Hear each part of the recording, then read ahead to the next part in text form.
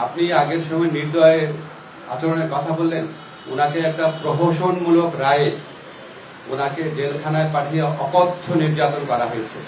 বেগম খালেদা জিয়াকে যেই মামলায় দোষী সাব্যস্ত করা হয়েছে, এটা যে প্রহসনের একটা রায় ছিল, এটা যে একটা সম্পূর্ণ সাজানো রায় ছিল, এটা আমাদের সর্বোচ্চ আদালতের আপিল এবং রিভিউয়ের মধ্যে দিয়ে প্রমাণিত হয়েছে। সর্বোচ্চ আদালত সুপ্রিম কোর্টের আপিলের ডিভিশনের রায়ের মধ্যে বারবার বলা হয়েছে যে বেগম জিয়াকে যেই মামলায় সাজা দেওয়া হয়েছে সেটা সম্পূর্ণ রংলি, উদ্দেশ্য প্রণোদিতভাবে, জিজ্ঞাসা প্রসূতভাবে ওনাকে সাজা দেওয়া হয়েছিল।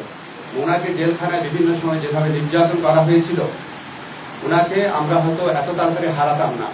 আমি ব্যক্তিগতভাবে মনে করি বেগম জিয়ার এই মৃত্যুর পিছনে ফ্যাসিস্ট যে প্রধানমন্ত্রী ছিলেন শেখ হাসিনা এবং ওনার যে সরকার আছে, অবশ্যই তার দায় রয়েছে।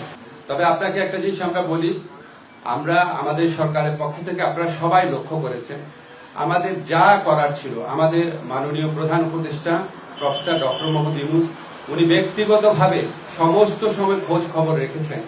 যা দরকার ছিল, ওনার যদি আবার বিদেশে পাঠানোর মতো অবস্থা থাকতো, অবশ্যই আমাদের সরকারের পক্ষ থেকে সর্বাত্মক সহযোগিতা করা হতো। উনি ব্যক্তিগতভাবে এই জিনিসগুলোর খোঁজ খবর নিয়েছেন। আমাদের দুর্ভাগ্য, আমরা হয়তো বেগম খালেদা জিয়াকে বছর খানেক বা বছর দুয়েক আগে যদি আমরা হয়তো পেতাম, হয়তো আমাদের পক্ষে কিছু একটা করা সম্ভব ছিল। আল্লাহর ইচ্ছা উনি চলে গেছে।